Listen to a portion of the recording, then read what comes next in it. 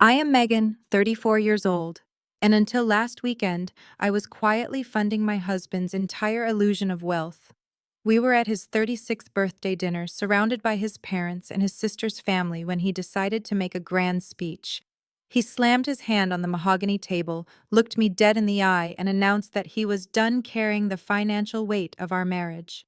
From now on, he declared loudly enough for the whole restaurant to hear, we are splitting all finances 50-50 because he was tired of me dragging him down.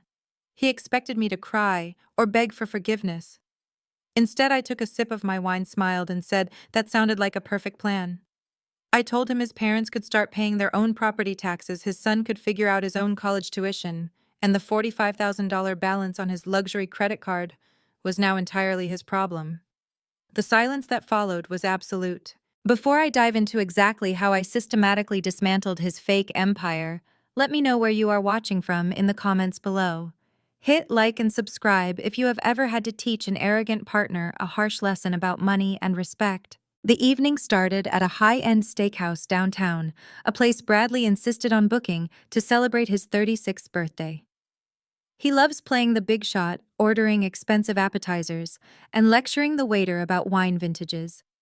He works as a middle manager at a corporate logistics firm, making a decent salary, but absolutely nothing that supports the extravagant lifestyle he portrays to the world.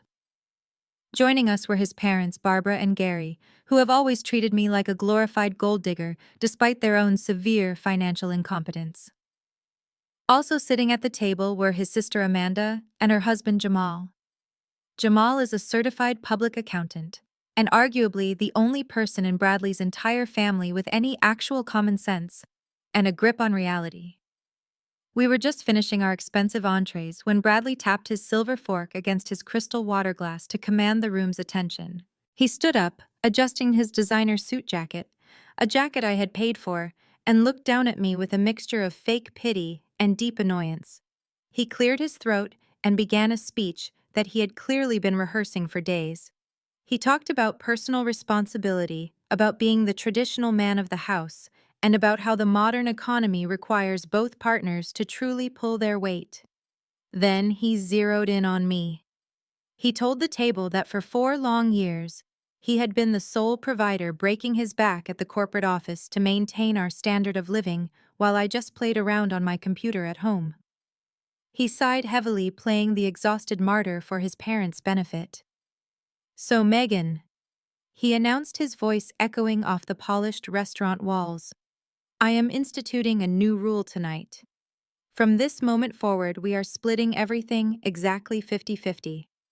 I am done subsidizing your life. I am done carrying everyone on my shoulders. It is time you stepped up and faced reality." Barbara nodded approvingly, swirling her cocktail with a satisfied smirk. Gary crossed his arms and looked at me with a triumphant expression, clearly enjoying what he thought was my public humiliation. Bradley stood there, chest puffed out, waiting for me to shatter into a million pieces. He wanted a dramatic reaction. He wanted me to be embarrassed in front of his family. He wanted to assert his absolute dominance as the alpha male provider. I did not shed a single tear. I did not raise my voice or try to argue to defend my pride. I slowly wiped my mouth with my linen napkin, placed it neatly beside my plate, and looked up at him with a perfectly calm smile. "I think that is a fantastic idea, Bradley," I said evenly, my voice carrying just enough to silence the murmurs at the adjacent tables. "A strict 50-50 financial split makes perfect sense for our future." Bradley blinked, his arrogant smirk faltering for just a fraction of a second. He clearly had not anticipated me agreeing so quickly and so cheerfully. "Great," I continued, leaning back in my chair and crossing my legs. "Then starting tomorrow morning, I am no longer contributing to the mortgage on your parents' house. Barbara and Gary can cover their own property taxes and utility bills from now on." Barbara gasped loudly, her hand flying to her pearl necklace, while Gary suddenly sat bolt upright, losing all his previous smugness. I turned my attention back to Bradley. "Furthermore, I will no longer be transferring the massive monthly tuition payments for Tyler. Your son is 19 years old and a legal adult, so you two can figure out how to cover his out-of-state college fees without my help. And finally, that premium black credit card you love flashing around to buy expensive drinks for your buddies, the one with the $45,000 balance that you maxed out on your fake crypto investments that stays entirely with you. You are officially off my account. The air in the room completely evaporated. You could have heard a pin drop on the carpeted floor. Bradley's face drained of color, turning a sickly pale shade of gray. His jaw worked silently up and down, but no words came out. Jamal hid a sudden sharp laugh behind his hand, quickly turning it into a coughing fit, while Amanda stared at her brother in pure shock. I stood up, grabbed my purse, and looked at my husband one last time. Happy birthday, Bradley. Welcome to reality. As I walked out of the restaurant, the cool night air felt incredibly refreshing against my skin. What Bradley and his snobby parents never understood was that my little computer hobby was actually a highly successful software consulting firm specializing in service solutions. I built my business from the ground up, right from our spare bedroom. I lived simply wearing practical clothes and driving a reliable sedan because I believed in reinvesting my profits rather than showing off. Meanwhile, Bradley was obsessed with keeping up appearances. He leased luxury cars, bought expensive watches, and constantly tried to keep up with people who earned 10 times his salary. To protect myself before we even got married, I consulted an elite legal team and structured my entire business under a Delaware limited liability company. My corporate assets were locked down tight behind a massive financial firewall. I paid myself a modest monthly salary for our joint household expenses, but my actual wealth, the millions my company generated, stayed completely separate and legally protected. For years, I quietly used my business dividends to clean up Bradley's constant financial messes, saving his parents from eviction and keeping his son in school, all while letting him play the hero. He genuinely convinced himself he was the sole provider because I never cared about taking the credit. But demanding a 50-50 split to humiliate me in public was his fatal mistake. I slid into the driver's seat of my car and locked the doors, ignoring the frantic buzzing of my phone as Bradley undoubtedly tried to call me to do damage control. I connected my phone to the car's Bluetooth and dialed my financial lawyer using voice command. He answered on the second ring, knowing I rarely called this late on a weekend unless it was an absolute emergency. Start the 50-50 protocol, I said, my voice completely steady and cold. Cut his access to the corporate black card immediately. Remove him as an authorized user on all secondary accounts and completely freeze the scheduled transfers to his parents' mortgage lender and his son's university. I want every single financial lifeline severed tonight. My lawyer chuckled softly on the other end of the line, clearly understanding the gravity of the situation. Consider it done, Megan. I ended the call and started the engine. Bradley wanted to play the tough, independent provider. He wanted to show his family how much he carried me. Now he was about to find out exactly how fast a fake empire crumbles when the person actually funding it walks away. Let the games begin. Less than 72 hours passed before the first pillar of Bradley's fake wealth collapsed completely. It was a Tuesday afternoon, and I was sitting in my sunlit office reviewing quarterly projections for my software firm. My phone buzzed aggressively on the desk. The caller ID flashed Bradley's name. I let it ring 3 times before sliding the answer button. He did not bother with a greeting. He was absolutely screaming into the receiver, his voice echoing with a mixture of rage and sheer panic. He demanded to know why my bank was declining his card. I leaned back in my ergonomic chair and asked him to clarify which card he meant. He yelled that he was standing in the middle of a crowded Tesla dealership. He had taken Tyler there to buy him a brand new Model 3 as a delayed college gift. Bradley loved playing the role of the generous, wealthy father, especially in front of luxury car salesmen. He had let Tyler pick out the custom interior, the upgraded wheels, and the premium paint job. Then he had smugly slapped the heavy metal corporate black card on the financing desk, expecting the usual VIP treatment. Instead, the finance manager had returned looking incredibly awkward to inform him the card was completely dead. I smiled, listening to him hyperventilate about how embarrassing this was. He told me the entire showroom floor was staring at him, and Tyler was standing there looking completely humiliated. He ordered me to call the bank immediately and fix the hold. I kept my voice perfectly flat and reminded him of his grand birthday speech. I told him there was no hold on the card. The card was permanently deactivated. I reminded him that he was the one who demanded a strict 50-50 financial split in front of his entire family. That meant he was no longer an authorized user on my corporate account. If he wanted to buy his 19-year-old son a luxury electric vehicle, he would have to use his own debit card. He started sputtering, cursing, and insisting that a car for his son fell under joint family expenses. I corrected him immediately, stating that buying a luxury car is a personal choice, not a shared utility bill. I advised him to ask the salesman about their standard financing options using his own credit score. Then I ended the call. He tried to call back 6 times. I blocked his number for the rest of the day. The silence from Bradley lasted exactly until the middle of the second week, when the reality of his financial incompetence hit a completely new level of disaster. I was reviewing a major client contract when an email notification popped up on my screen. It was a forwarded message from Tyler with Bradley carbon copied. The subject line was marked urgent, and the attachment was an official notice from the University Housing Department. Tyler was being formally evicted from his campus dormitory.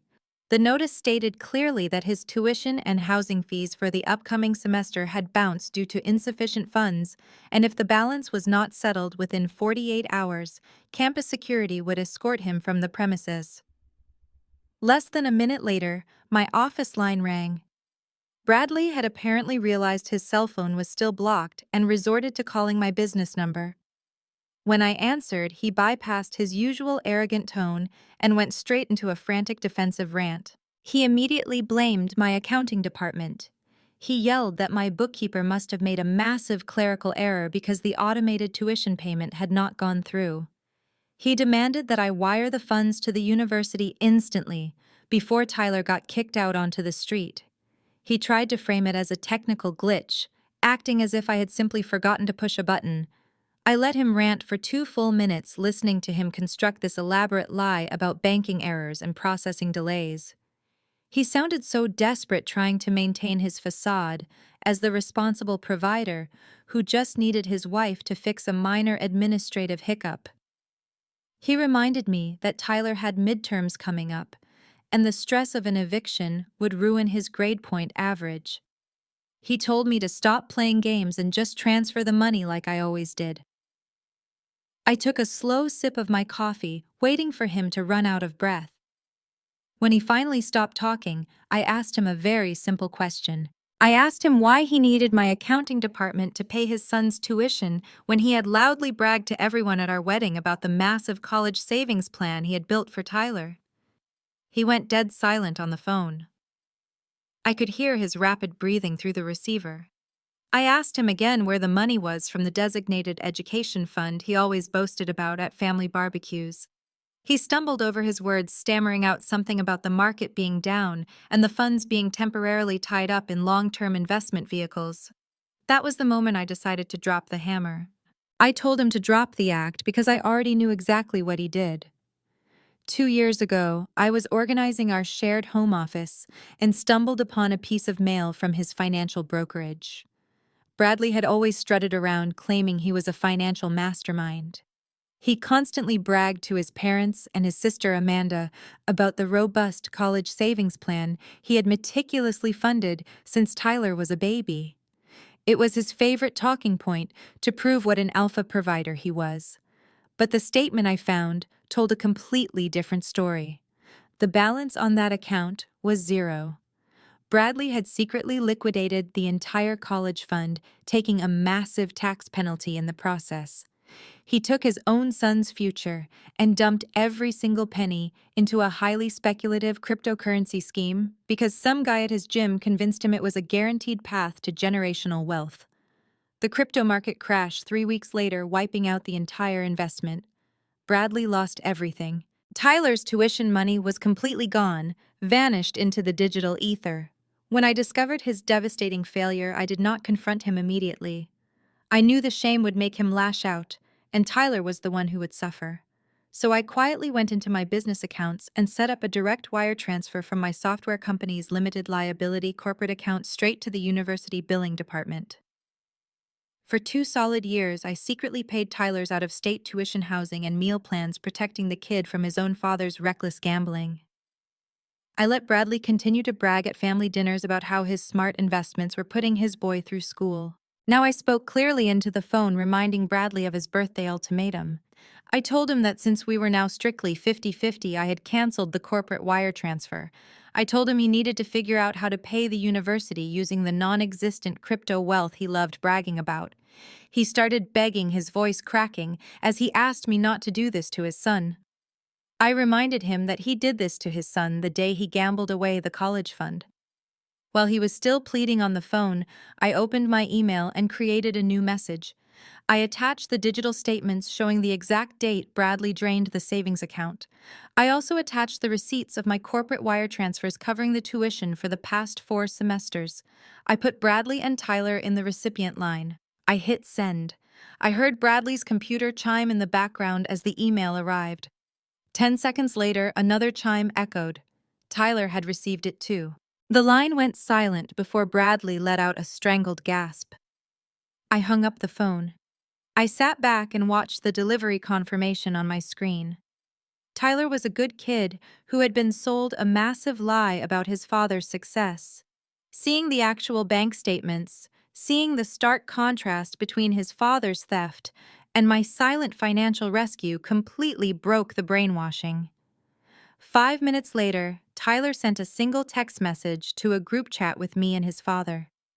The message read, "You stole my college money to buy fake internet coins and lied to my face for years. Do not ever call me again." The illusion was completely shattered. Bradley had officially lost the respect of his only son, and the massive rift he created was entirely his own doing. He tried to call me back rapidly, sending texts blaming me for ruining his family. I simply replied that 50-50 means total transparency. The financial bleeding was only just beginning. Exactly 5 days later, my phone rang with a number I usually ignored. It was Barbara. She never called me unless she needed technical support for her tablet or wanted to complain about my cooking. This time, her voice was completely devoid of its usual haughty edge. She was sobbing hysterically and Gary was shouting in the background. They had just opened their mail and found a formal notice of foreclosure taped to a certified letter from their bank. They were exactly 3 months behind on their mortgage, and their county property taxes were severely delinquent.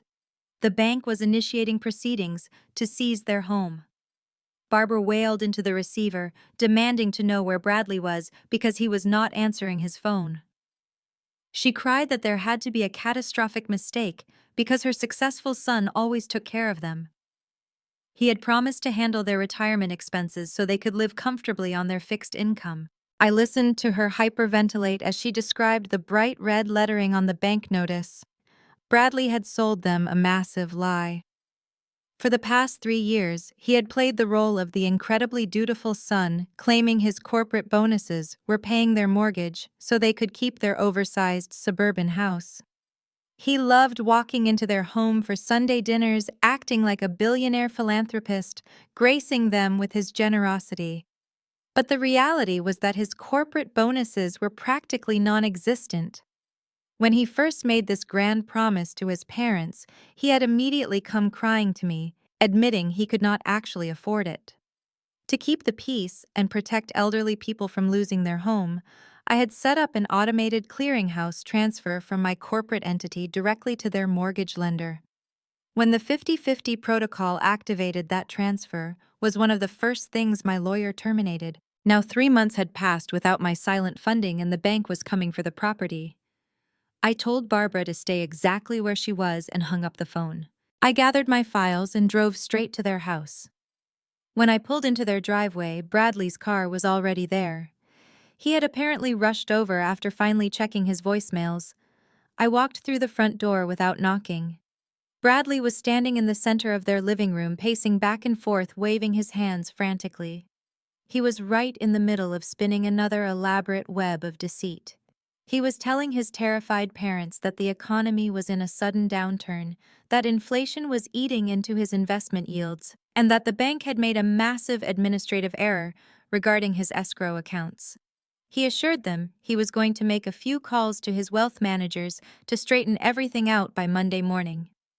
Barbara was clutching a tissue, looking at him with desperate hope, while Gary nodded along, eager to believe his son was still the financial savior of the family. I walked right past Bradley and dropped a thick manila folder directly onto their glass coffee table with a loud smack.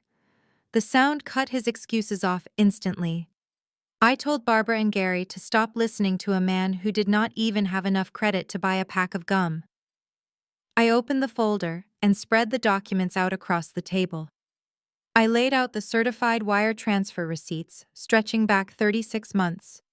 Every single receipt showed the exact amount of their monthly mortgage and property tax escrow originating directly from my software company's operating account. I pointed to the bold black letters of my business name at the top of every page. I explained to my in-laws that their son had never paid a single dime toward their retirement lifestyle. He had essentially been playing a high-stakes game of pretend, using my hard-earned money to buy their admiration and respect. I watched Barbara's eyes widen as she traced the numbers on the bank statements. Gary picked up a page, his hands trembling slightly as he read the corporate routing numbers that proved every word I was saying was undeniable fact.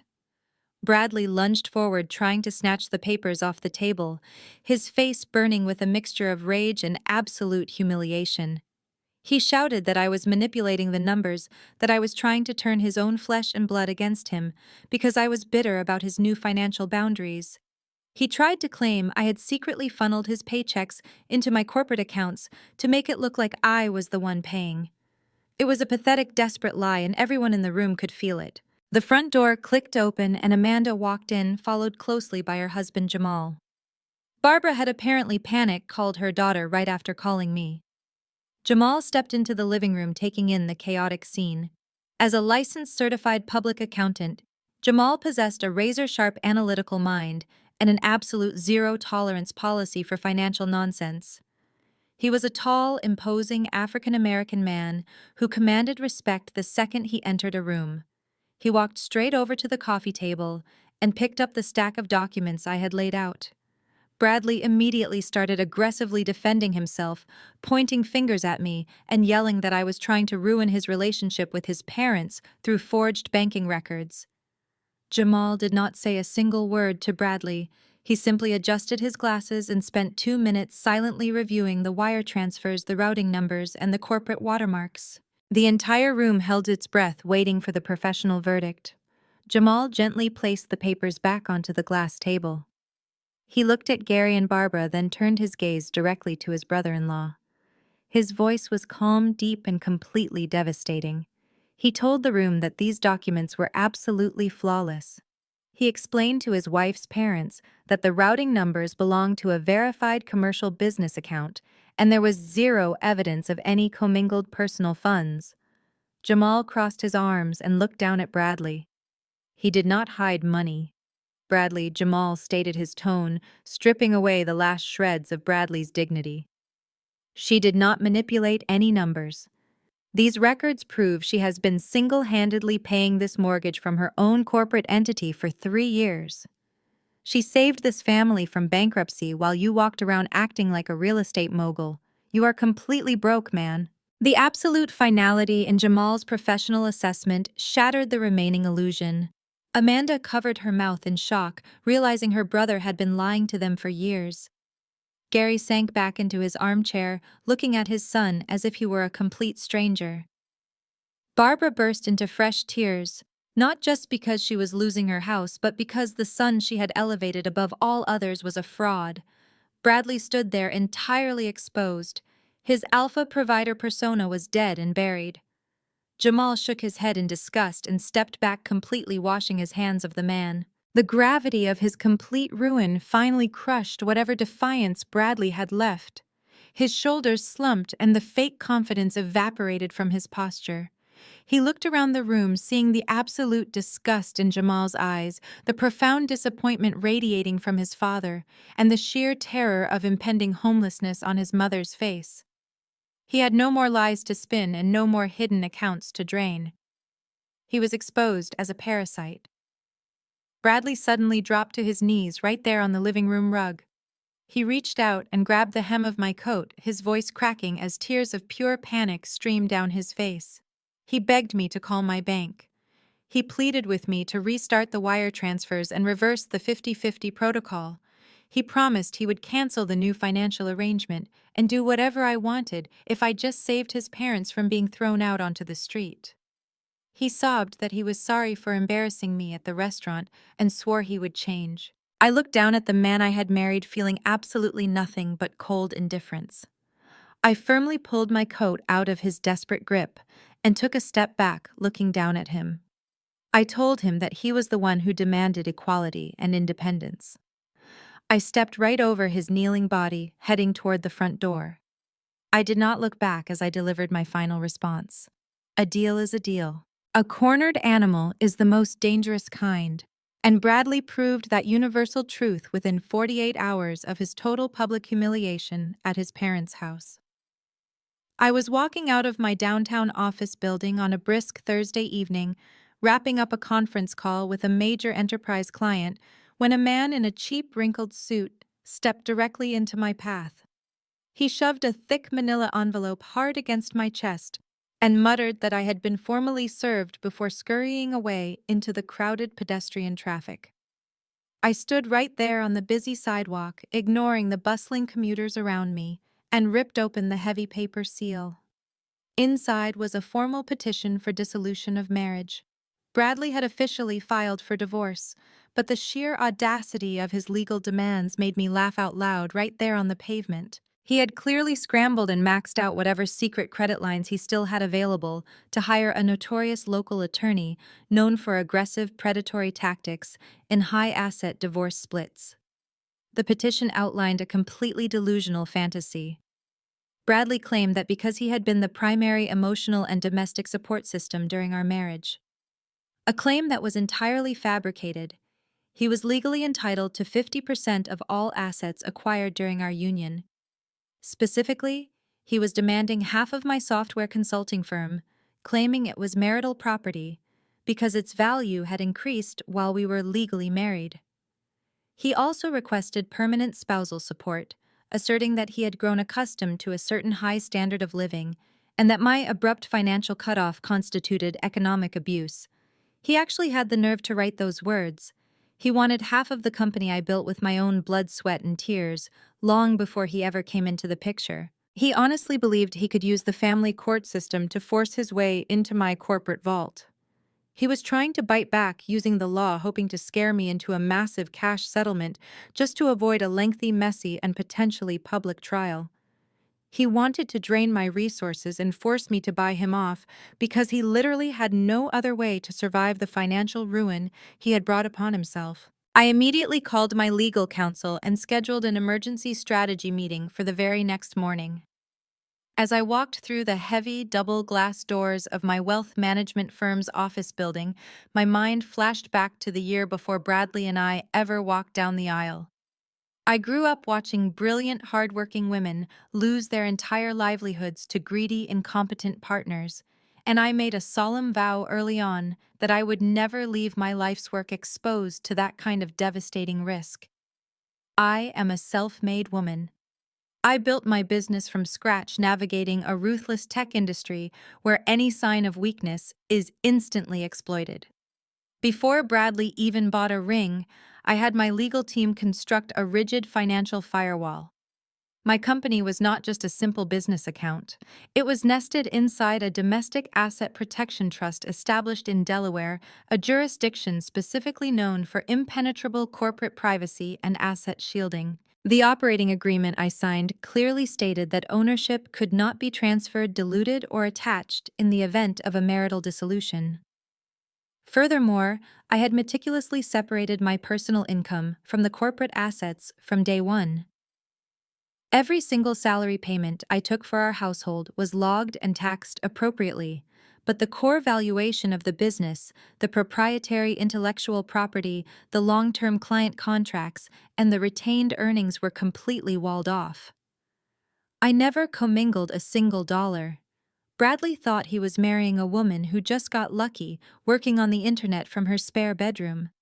He never realized he married a heavily fortified corporate entity with better armor than a national bank vault. I never left a single dime exposed to his reckless behavior. I walked into the sleek conference room, ready to completely dismantle his pathetic legal strategy piece by piece and ensure he walked away with absolutely nothing. The mediation meeting was scheduled for the following Tuesday at an upscale arbitration office downtown. Bradley walked into the room radiating an entirely unearned confidence. He was flanked by his sleazy lawyer who wore an arrogant grin and carried a bulging briefcase that looked like it held a mountain of leverage. Bradley sat down across the long mahogany table, adjusting his cuffs and looking at me with pure venom. He really thought he had me cornered this time. His attorney immediately launched into a heavily rehearsed, aggressive monologue. He cited state marital property laws, tossing around complex legal jargon designed specifically to intimidate me into submission.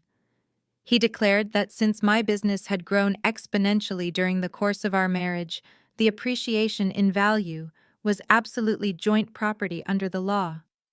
He threatened to subpoena my biggest clients and drag my company's private financials into open court if I did not cooperate. Then he slapped a printed demand sheet on the table with a loud thud. Bradley was offering to be generous. He would walk away quietly and sign the divorce papers without dragging my company through a devastating forensic audit if I agreed to a lump sum settlement of exactly $2 million. Bradley leaned back in his plush leather chair, crossing his arms and wearing the exact same smug expression he had at his birthday dinner. He told me to just pay up so we could both move on with our lives. He said $2 million was a massive bargain compared to what he could legally take from me if we went to trial. My attorney, a brilliant legal strategist named David, did not say a single word during this entire performance. He did not object or try to argue state precedents. He did not even look angry.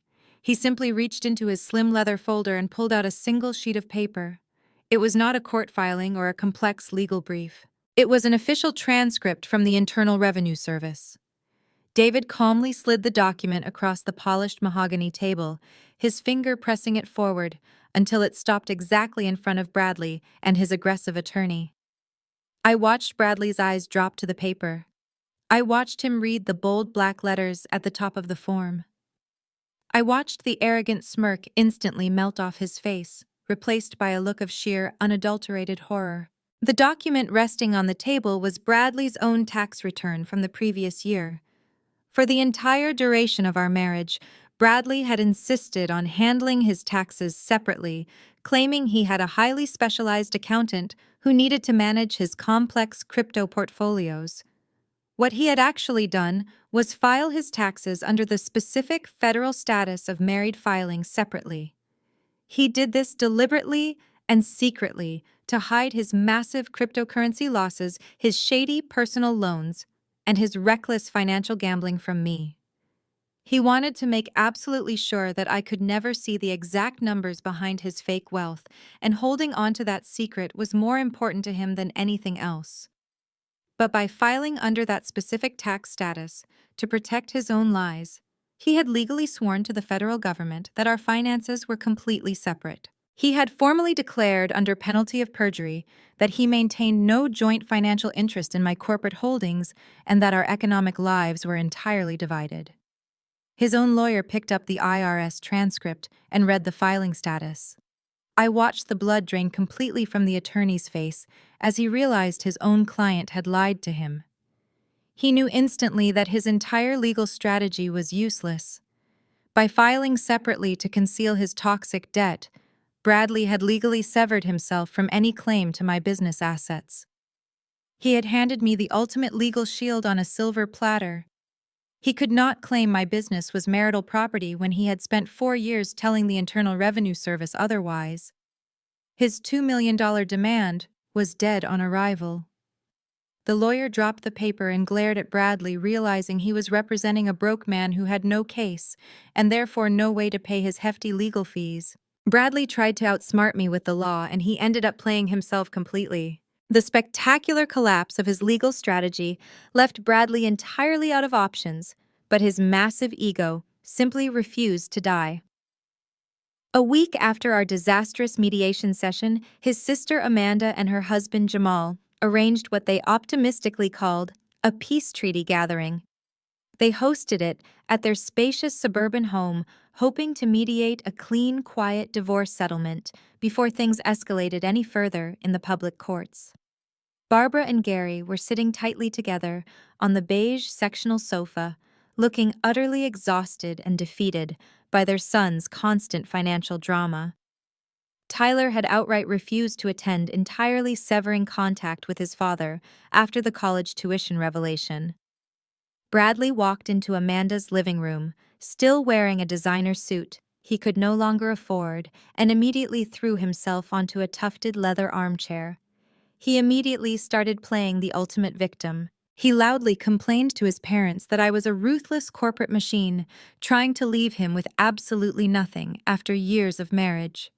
But then he leaned back, crossed his ankles, and forced a smug, arrogant smile onto his face.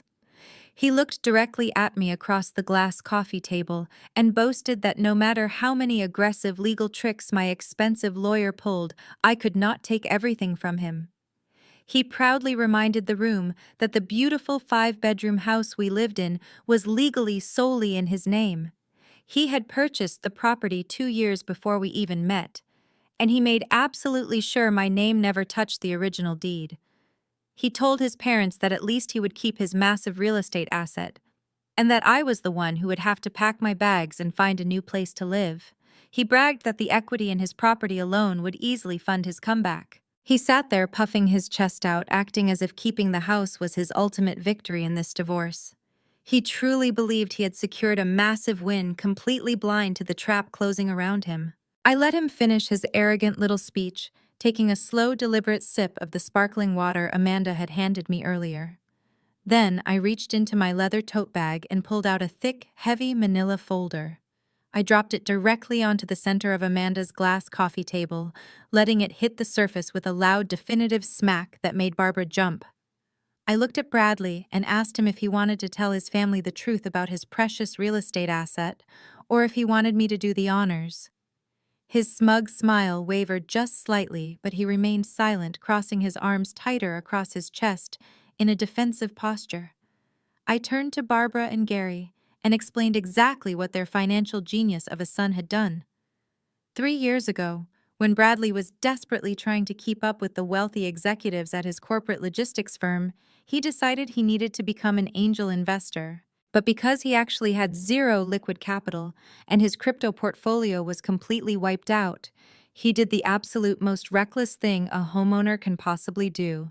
He secretly took out a massive second mortgage on his beloved house, pulling out hundreds of thousands of dollars in equity. He took all of that borrowed cash and dumped it directly into a sketchy startup company run by a guy he met at a corporate golf tournament. The startup was a complete scam. It folded less than 8 months later, taking every single penny of Bradley's borrowed equity down with it.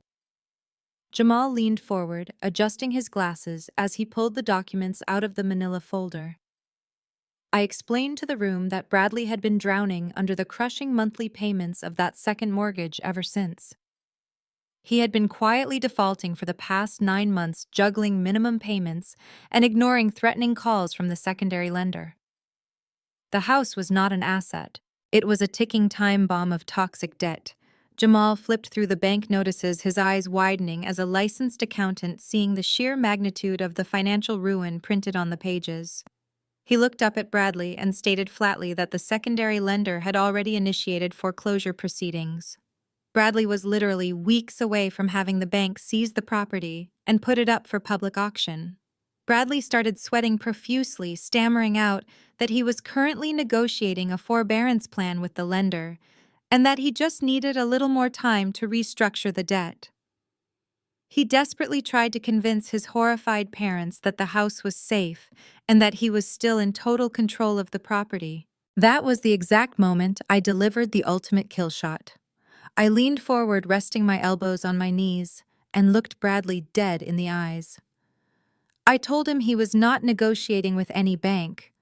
I told him the secondary lender got tired of dealing with his constant defaults, his missed calls, and his pathetic excuses.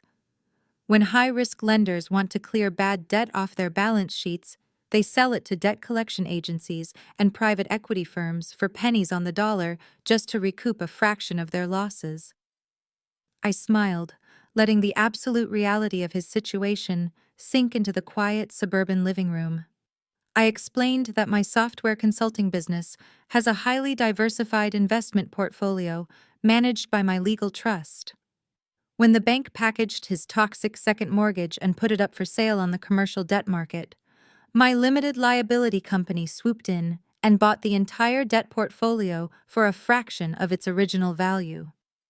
Bradley stopped breathing. His mouth hung open as the words registered in his brain. I was not just his soon-to-be ex-wife. I was legally and officially his primary creditor. My corporate entity owned his secondary mortgage completely outright.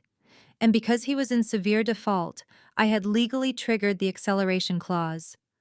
I called the entire loan due immediately in full. He did not owe some faceless banking institution across the country. He owed me, and since he was completely broke with zero liquid assets, no college fund to raid, and absolutely no leverage, I had already exercised my legal right to seize the collateral. I owned the house. I had legally assumed total ownership of the exact property he had been bragging about just 5 minutes earlier. His grand real estate asset, the one thing he thought he had successfully kept away from me, the one thing he was using to cling to his fake alpha provider persona, now belonged entirely to the woman he had tried to publicly humiliate at a steakhouse. I told him that I did not need to fight him in family court for a marital division of property because I had simply bought him out through commercial debt acquisition.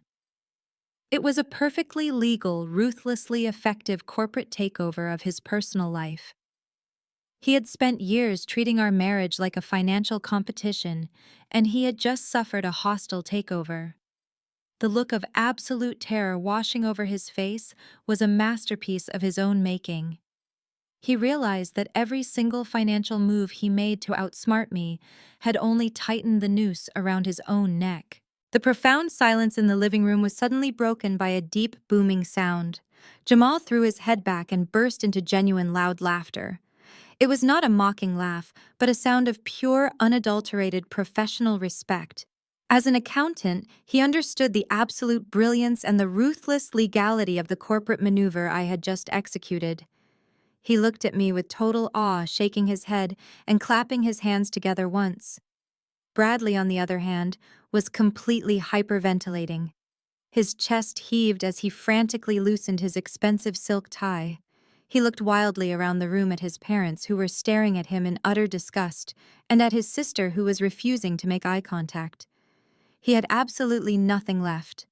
No money, no pride, no family support, and now no home. I calmly reached into my designer tote bag one last time and pulled out a single crisp white sheet of paper.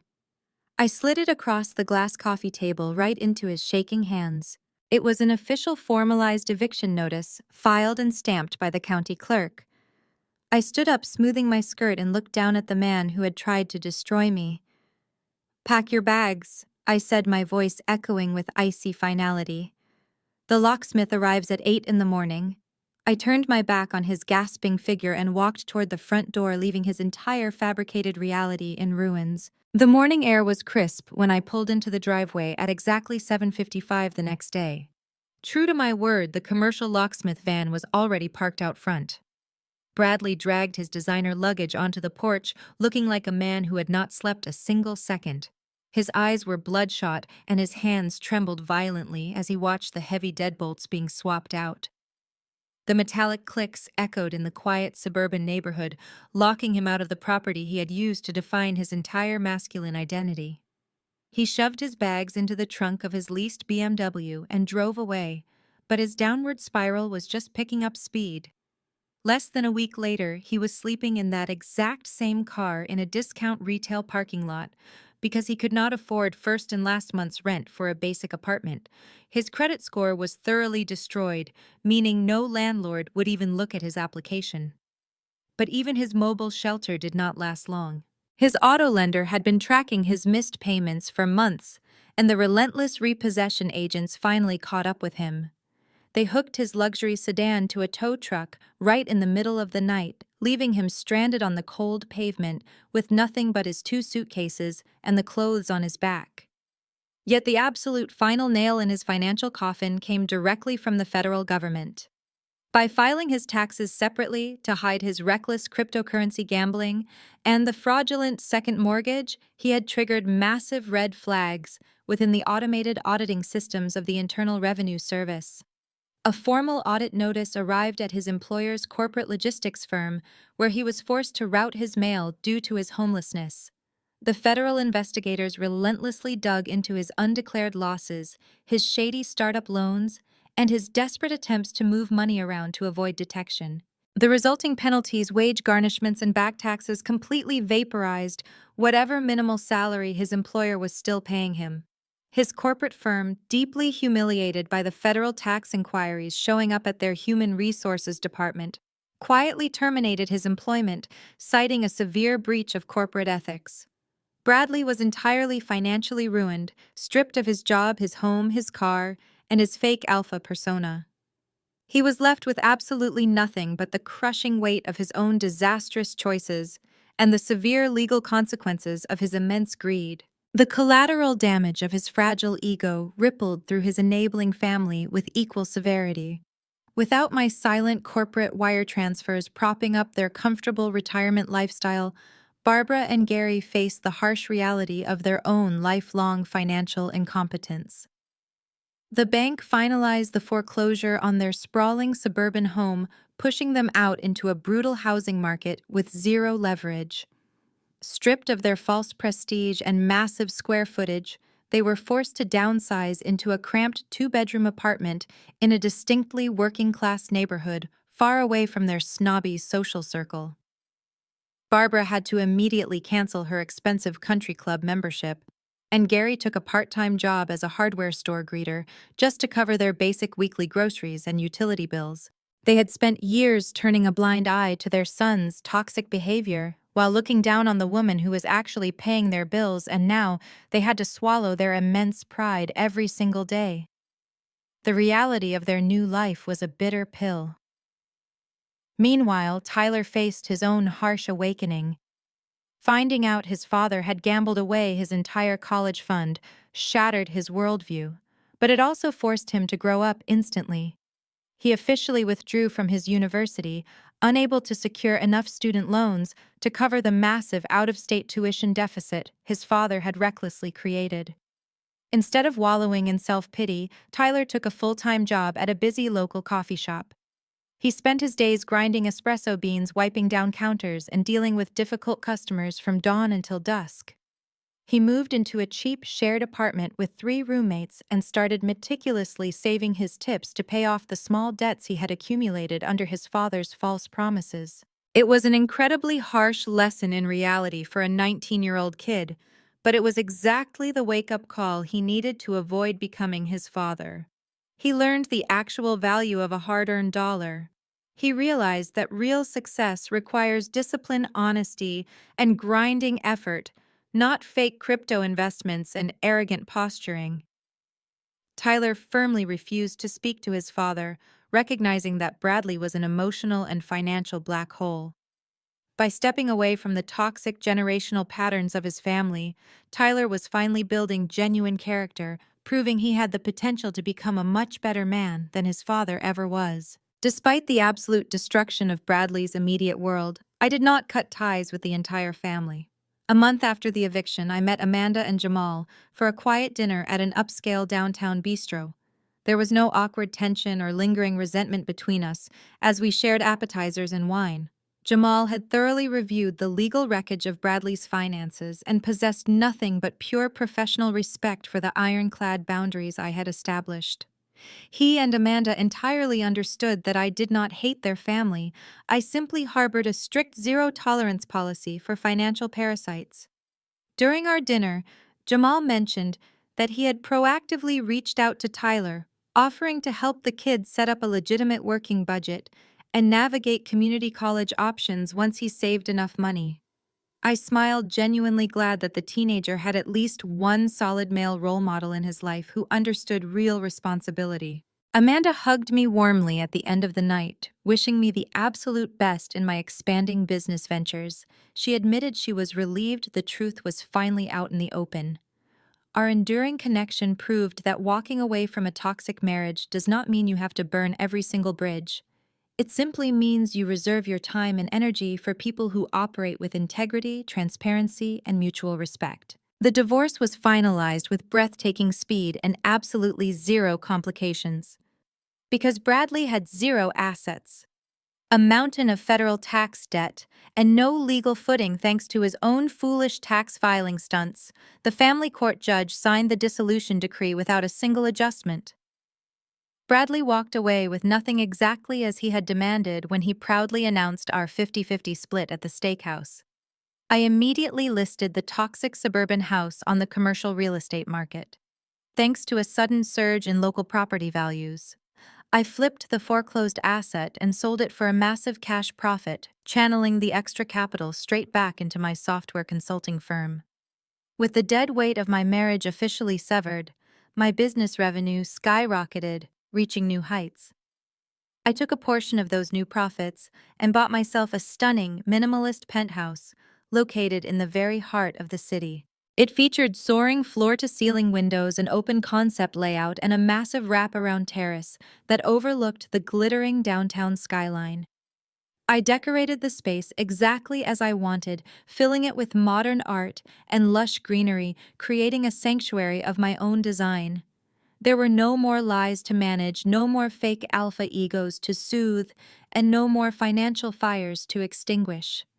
I was solely responsible for my own happiness, and the security I had built was impenetrable.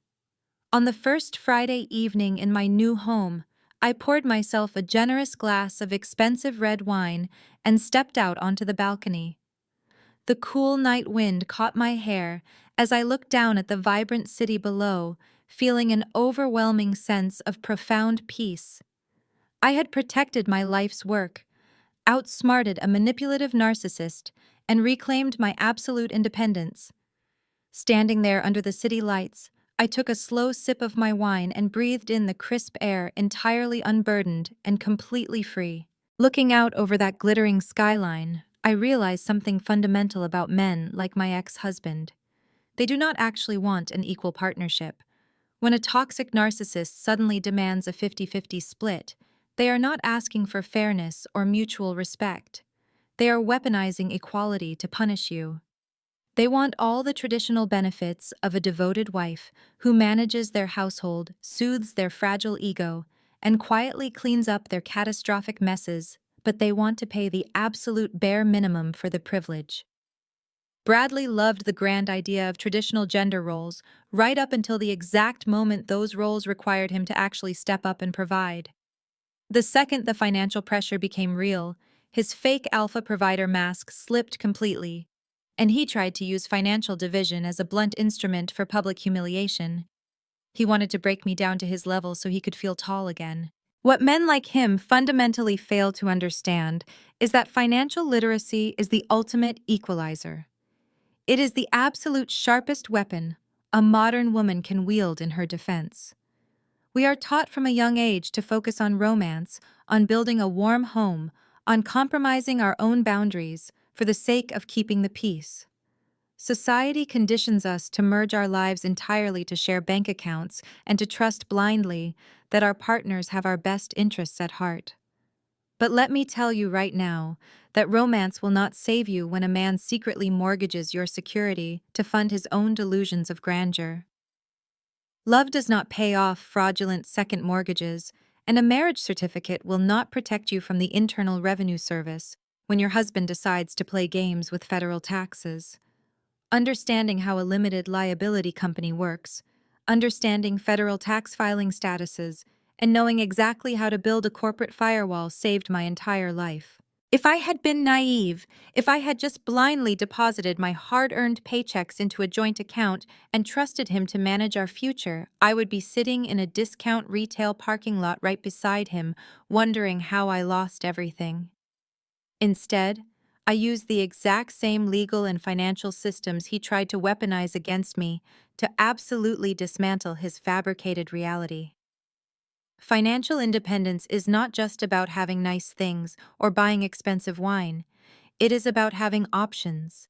It is about having the undeniable power to walk away from disrespect without losing your home, your credit score, or your dignity. You have to protect your assets with the exact same fierce protective instinct you would use to protect your physical safety, because in this modern world, your financial security is your lifeblood. Never be the crutch for a man willing to break your legs.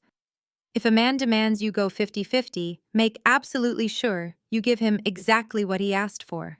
Give him 50% of the bills, 50% of the domestic labor, and 0% access to the safety net you built with your own two hands. Now, I want to turn this conversation over to all of you because I know for an absolute fact that I am not the only woman who has dealt with this exact brand of financial manipulation. I want to hear your stories in the comments below. Have you ever been financially betrayed by a partner who tried to use your own hard-earned money against you to fund a lifestyle they could not afford? Have you ever had a partner suddenly demand a 50-50 split just to punish you for outgrowing them financially or emotionally? How did you fight back against their control? Drop your experiences in the comments because sharing these stories is exactly how we educate, empower, and protect each other. We need to stop keeping financial abuse a secret out of misplaced shame or embarrassment. The manipulators rely on our silence to keep getting away with their schemes. There is absolutely no shame in being targeted by a narcissist, but there is immense power in exposing their tactics to the light of day. Reading your stories helps other women recognize the red flags before they get legally tied to a financial black hole. Your shared experiences might be the exact wake-up call another woman needs to silently open her own bank account, hire a lawyer, and start building her own exit strategy today.